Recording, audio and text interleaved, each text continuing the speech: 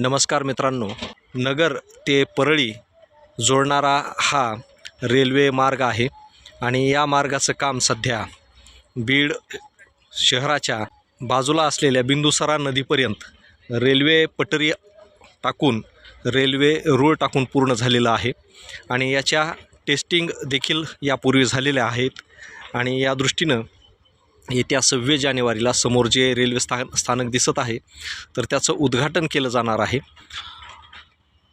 तर सांगायचं एवढंच आहे की बीड हे मध्यवर्ती ठिकाण आहे, महाराष्ट्राचा केंद्रबिंदू असलेलं बीड, परंतु आतापर्यंत या बीडला रेल्वे आलेली नव्हती।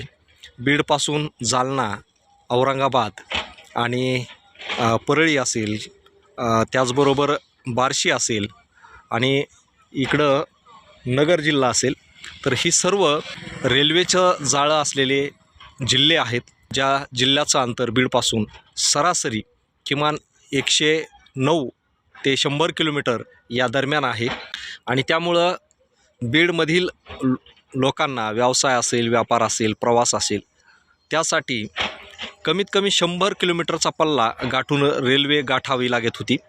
तर आता ही प्रतीक्षा या निमित्तानं आपली पूर्ण होणार आहे आणि बीडकरांचं रेल्वेचं हे स्वप्न देखील पूर्ण होणार आहे आणि त्या दृष्टीनं जर पाहिलं तर अत्यंत वेगानं गतिशीलपणे या ठिकाणी रेल्वेची राहिलेली कामं पूर्ण होताना आपल्याला दिसत आहेत आणि वेगवेगळ्या मशिनरी या ठिकाणी काम करताना आपल्याला पाहायला मिळत असतील।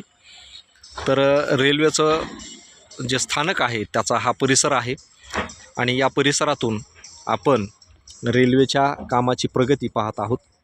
तर मित्रांनो, बीड हे महाराष्ट्रातील केंद्रबिंदू असलेलं ठिकाण आहे असेल, हे जे व्यावसायिकदृष्ट्या आणि आर्थिकदृष्ट्या मोठी असलेली शहरं असतील तर यांना बीड हे जवळचं आणि मध्यवर्ती ठिकाण असं आहे।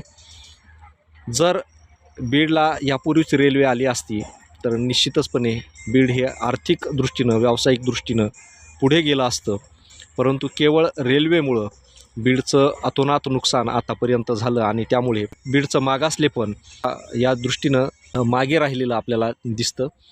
तर उशिरा का होईना, परंतु आता ही रेल्वे बीडला येणार ही प्रत्येकाला लागलेली आस आहे।